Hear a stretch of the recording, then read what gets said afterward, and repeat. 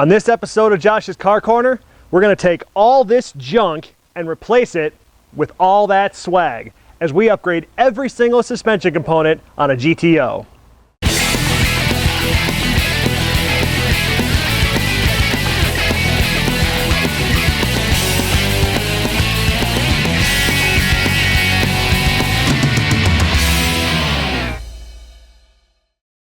So in this episode, the victim is my buddy James's 2006 Brazen GTO. And it's for the most part got stock suspension, and by the end of the day it will not, because we are going to Frankenstein this car. We are going to replace basically every suspension component on the car with brand new stuff, most of it coming in a Pedders Extreme Coilover kit. But we're not just going to stop there. We're going to change every bushing to poly. We're going to change everything in the rear end too. We've got a new transmission mount to go in with a stiffer poly insert to make sure the shifter doesn't bounce around on him anymore.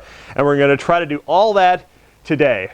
It's a it's an ambitious project, and of course the heat decided to come back one more time and give us a little bit of fun today. So we're going to be working with that too. But we're going to show you every part on the car and everything you'd ever want to consider replacing if you want to improve the ride and the handling of your GTO. So we're going to start in the front, work our way back, and the first thing we're going to start out is right down here. So the first bushing we're going to change is these radius rod bushings. This is something anybody who has a GTO should do because they don't affect the ride quality at all. What they do affect is safety.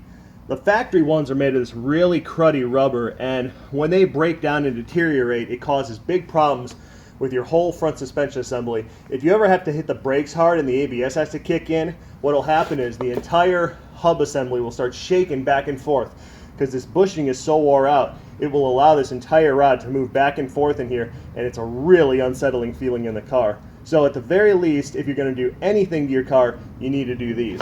And the best upgrade you can make is these adjustable radius rod bushings, and you can get these from a bunch of different companies. These ones are from Whiteline. They're out of Australia, and they do a lot of good suspension components for these GTOs.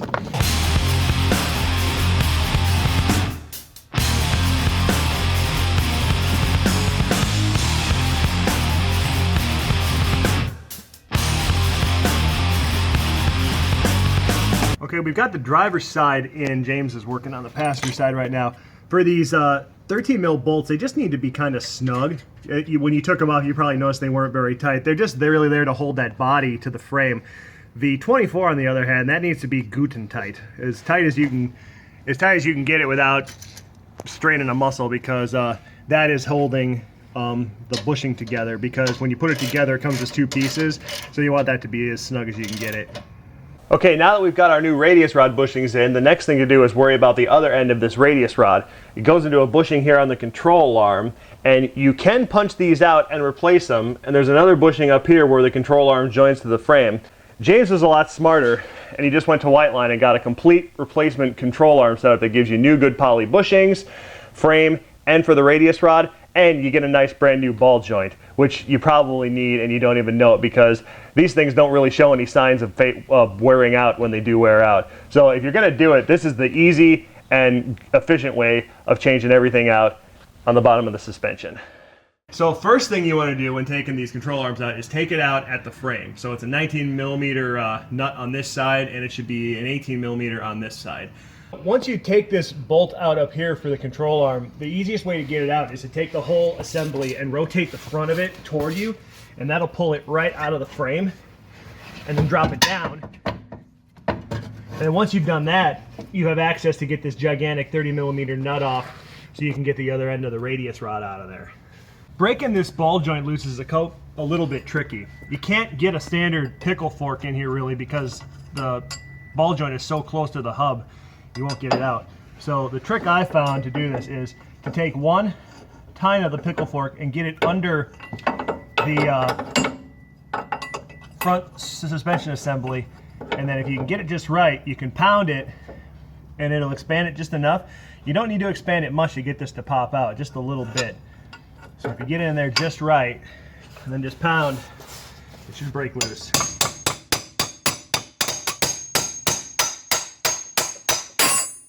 Just like that. And now you can take it out.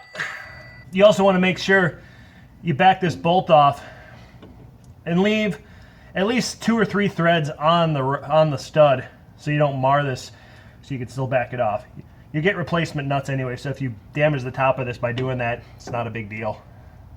Okay, the next thing we're going to do is we're going to change the bushings for the sway bar up there on top of the frame. But since we're going to be replacing the sway bar links with the ones that come in the Pedders kit, because you can't reuse the factory ones because they mount vertically, and the new Pedders ones will mount horizontally to the coilovers, we just disconnected them from the sway bar and we'll leave them attached to the factory assembly since we're not going to reuse them.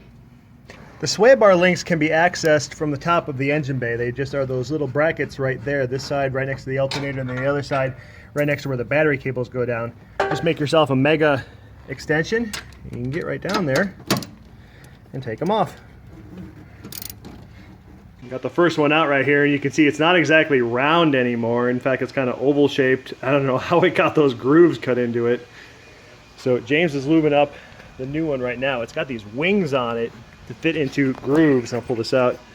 Fit into grooves on here. So that's why you know it's the right one. It's the front one. And you want to lube the inside and the outside, because although the bar is going to rotate within the bushing can still also move within the bracket. So make sure you lube the inside and out. Okay, now it's time to get to the good stuff. It's to take this old strut and spring suspension out and put in the new coilover stuff. And this is a little bit more involved, but not that difficult. First thing we got to do is we got to take the grommets that hold the ABS wheel speed sensor out and the one for the brake line out of the assembly, because what we're going to end up doing is taking the brake and its bracket completely off. We're going to hang them right here from this tab so they're out of the way. We're going to pull the rotor off, because what's going to happen is we're going to disconnect the bolts that hold the entire assembly. The hub's going to drop, and it's just going to hang there by the lower control arm and the tie rod, and then we'll undo the bolt on top, take the whole assembly out, and then we'll get to putting the new one in.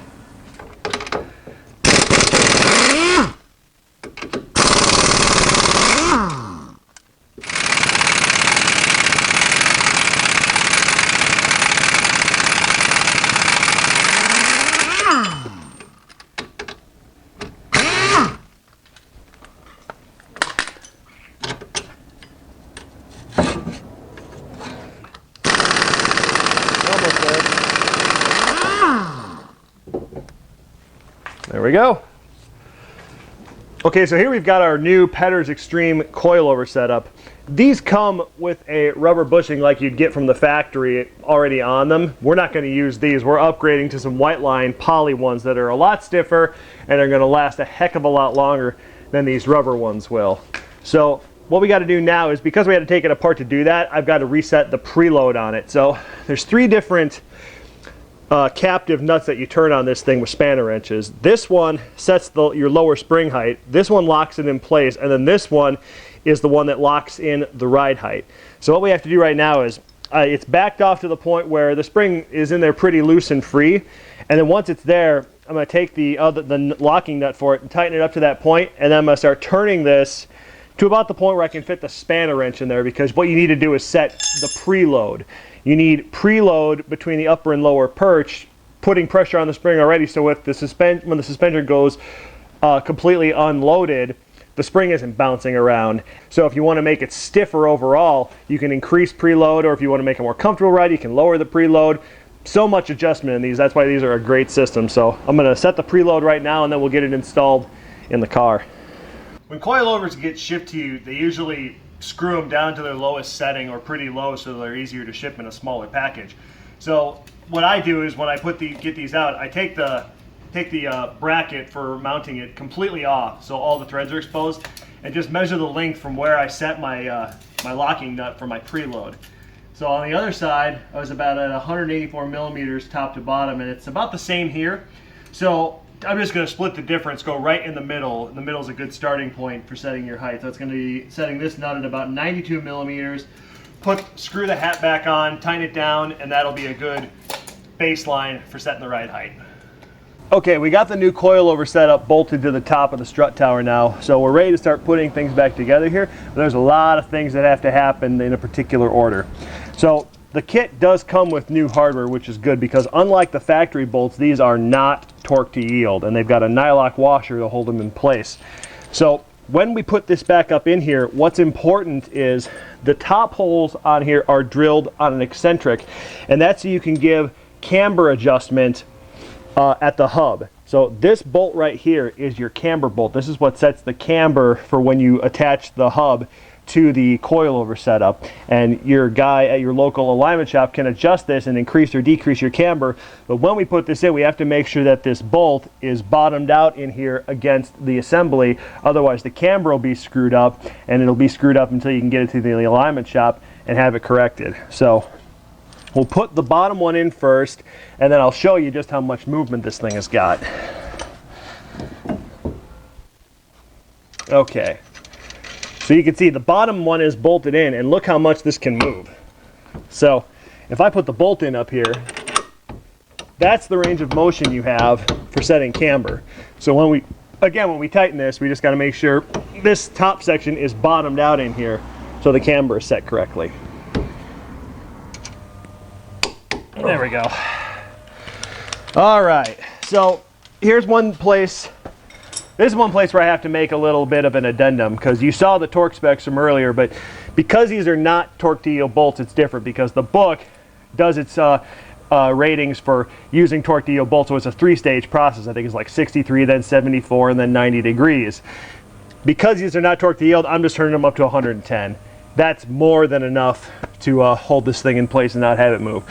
So now that that's done, we can take our ABS line and put it back in here, connect it down here, and then we can do the same thing with the brake, although we did find out that if you have the Russell braided stainless lines, this little plastic coupler that's supposed to hold it in is too wide to fit in there. So I just took a deep well 10mm socket, and I just slowly rotated this finger out until I could get it in there and locked in place. So you might have to do the same if you've got the Pedders set up. And then the last thing we got to do is put the new sway bar link on.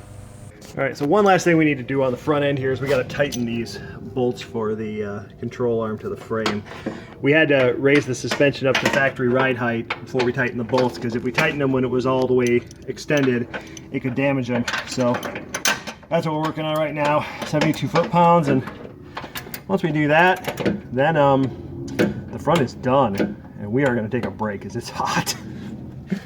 Okay, we got the front of the car all buttoned up, everything's put back together, everything is torqued to spec, and it's looking really good. Now we're going to drop the exhaust so we can get to work on the back half of this car. Okay, so while we got the exhaust down, we're going to take the opportunity to change one other thing out, and that's the trans mount. This is his factory trans mount. All GTOs have this. It's this cruddy piece of junk. It's 2 pieces of steel and just this rubber in between to hold it. And it's so flimsy, I mean, I can just move it with my thumb right now. So the solution to that is get another brand new mount, but also get this poly insert from RevShift. It closes up the gap, and with that, the shifter does not move around anymore. So if you've had problems with your shifter bouncing around and you're sick of it, this is the solution. So you get one of these for yourself, and you'll be a lot happier. We're gonna put this in right now. All right, so now we're getting into the back half of the car, and we're going to be replacing the shocks with some upgraded ones from Pedders, and also the springs too. So the factory setup has got this gigantic coil spring, which is a piece of junk, and it's pretty difficult to get out, I'm not going to lie, because you can't let the suspension articulate down too far, otherwise you'll start to stress out the and stretch the CV boots, and then you could damage your CV. So you can either take them out, and then you can drop it all the way to the ground, and it's easy, but if you don't want to do that, you've got to get creative and find a way to compress this spring, which I have a spring compressor tool, and we'll be compressing these springs in order to get them out of there and put the new stuff in. But the first thing we got to do is, there's a bolt on the shock down here. You got to back that thing out, and the shock will stay in there, but then you got to raise the whole suspension up again just a little bit, and once the pressure's off, you can knock it right out, and then the suspension can articulate down. We've also disconnected the sway bar link so it'll travel a little bit more, but we're going to stop. We're not going to let it drop to the point where we're going to damage our CV boots.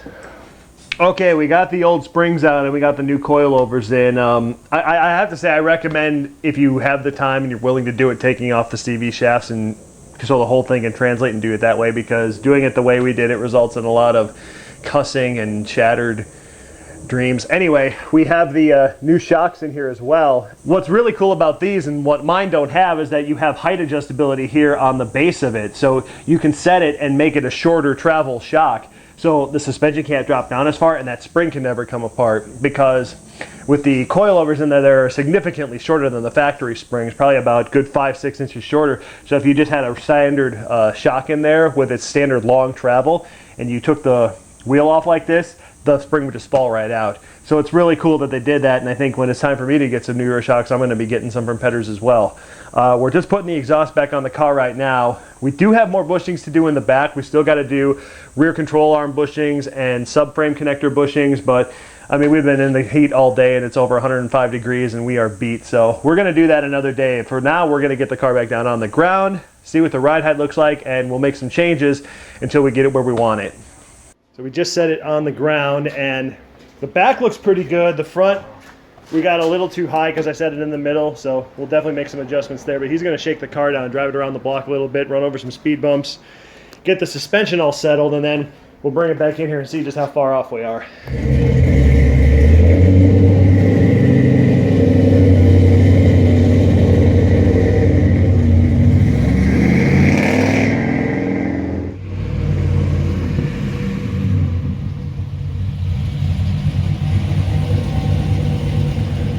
James is back from his shakedown run, and what we've determined is that the front end is sitting at about 630 millimeters. The back, one corner is sitting at about 590, about 590-ish. The other one's sitting at about 575, so the left rear is a little low, but we're only going to make one adjustment at a time here. So the first thing we're going to do is we're going to take about 30 millimeters out of the front suspension. So the best thing you can do is just find the same reference points for when you're making your measurements. So I'm going right on the bottom. There's a little indentation here in the whole strut assembly, and I put the end of my tape measure on there, and I take that all the way to this bottom collar, because we're not messing with that. So that'll always stay in the same place on the threaded shaft. So we'll loosen it, we'll drop it from there's about 100 millimeters right now between here and there. We'll take that to about 70 on both sides. He'll take it out again, because when the front comes down, the back will come up a little bit. So hopefully it'll even everything out and we won't have to make many major adjustments. Whenever you're making height adjustments, you always want to do one thing at a time. Don't change a bunch of things, because you can get ahead of yourself and end up shooting yourself in the foot. So we're going to start with this and see what we got afterward.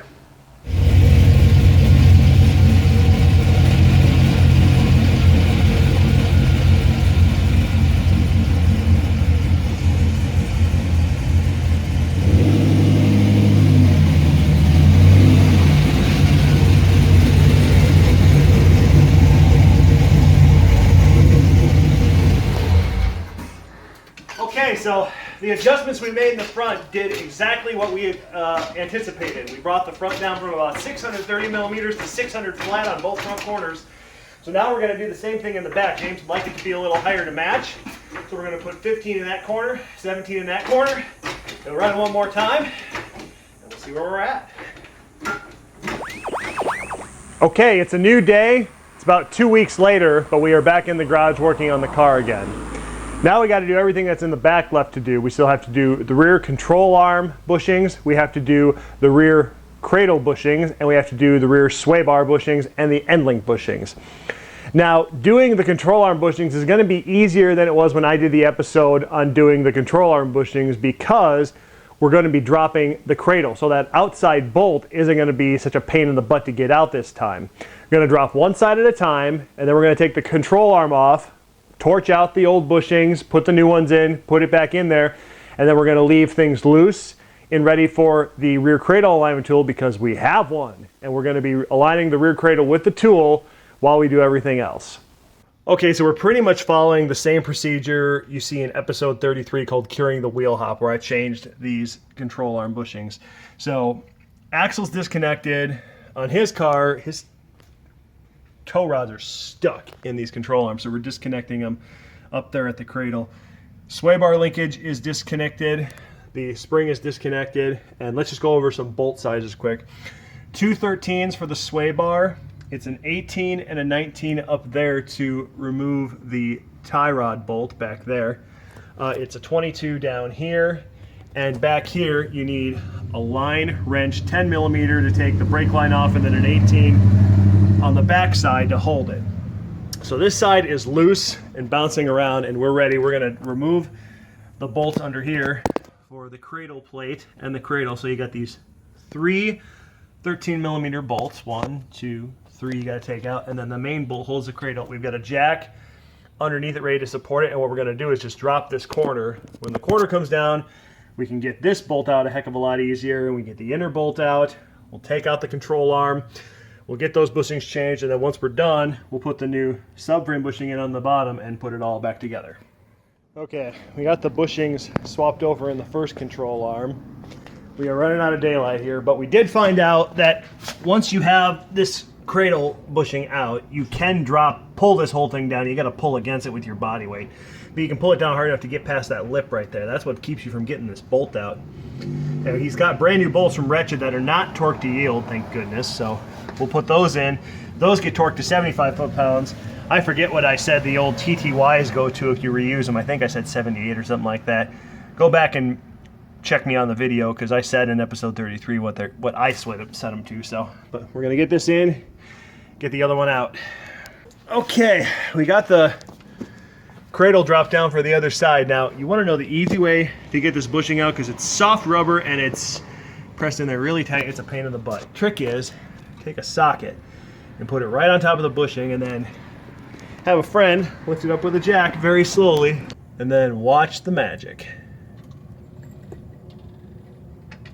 Okay, go down here. Yep, just go slow. It's already starting to pop out. And it's going to shoot out, so you might want to be a little away from it.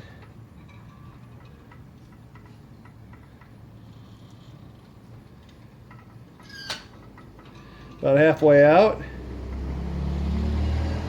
3/4. Bam! Dishes are done. So this is how we used to fix cars in the old days. By headlight, except this isn't headlight. This is fog light. Because these are my new LED fog lights in the Tacoma. You'll see these in a future episode soon, but yeah, great handy tool to work to right now. We are on the home stretch. We got both control arms back in. We got the cradle rough tightened. We're putting the CV axles and everything back together. And once that's done, we'll throw the alignment tool up there, and we will show you how you align the cradle.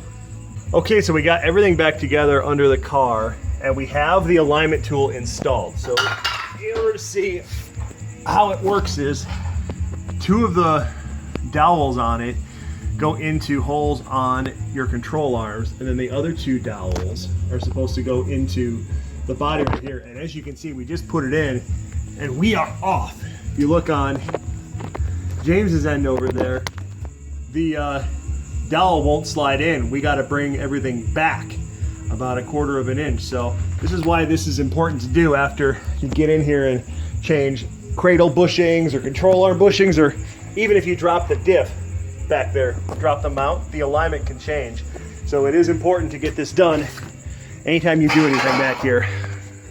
Okay, the tool has now got the cradle aligned. As you can see, we're in the dowel there, and we're in the dowel that's back there. And there is a little trick to using this if you have one. Take a bungee cord, wrap it around your drive shaft, and attach it to the other side, so when you're monkeying around with it, it can't drop on you and hit you in the head. So this is a line. We're going to finish torque these bolts first, then we're going to do these, same on the other side. And once again, all the torque specs will be provided. I'm going to put an image of the service manual right here. Here's your torque specs for everything in the back of the car. Use them wisely. Okay, we have finally got James's car done. We got everything wrapped up. He had to actually change a couple of things over the past weekend, but it's all installed now. It's all completely done. So now that the car's done, I got to ask you, you went from completely stock to completely modded. What is the difference? What does it feel like? Oh, it's a big difference. I think with the car being the stock suspension, you get really spongy, you know, because it's trying to absorb all the impact that you're feeling on the road. and you don't really like feel control of the car too much, because I would say it floats a little bit. But now you actually feel the road. You feel like you can hug the road a little bit faster. It feels like the suspension travels the power down to the back end a little bit better, and it doesn't float anymore. I mean, you can really feel the road, and you feel way more in control of the car. Now, is it harsh in any way to the point where it's like, oh, well, I wish I wouldn't have done that, or we went too far in any way? No, actually, so since we did the coilover kit, and then we went back and did the bushings, I've adjusted this coilover kit, the dampening of it a little bit. It's not harsh at all. I was actually going to think over like the smallest of cracks, you would wind up getting a hard hit, and right. It doesn't. It actually absorbs everything very well, and you can sit there and fine tune this kit pretty well. I really like the Pedders kit that way. Now, we did the front end of it one weekend, and then another weekend we had to do the back half. So between not having the back half done and having the back half done, did you notice even more of a change? Even more of a change. I would say the car definitely feels a lot more solid in the rear end, and I really think the car feels faster, to be honest with you. I think it's just transferring that weight all the way down like it's supposed to, and it doesn't have too much squat, so I know I'm just planting the power right down. So if someone's sitting there right now thinking about, well, should I do this to my own car, what are you saying to them? Oh, without a doubt. I think you guys should definitely get this kit. I can not say enough great stuff about it. Definitely spend the money. I agree, even though I have a different set, but I might end up getting this set someday because it is that good. So I hope you guys have enjoyed this episode, and hopefully this will be a handy guide too if you decide you want to pursue upgrading the suspension in your own car. I want to send a special thank you out to Pedders for continuing to make the kits for this car, even though it's been gone for over 10 years now. Whiteline for continuing to make bushings. It is an overnight change, and I can say from personal experience, because I've done my own car in stages over the years, every little piece you add just makes it that much better. So once again, thanks you guys for watching Josh's Car Corner, and see you next time. Hey, thanks for watching the show. If you like the show, let me know by clicking that subscribe button, and you can always follow what's going on with the show on Instagram at Josh's Car Corner.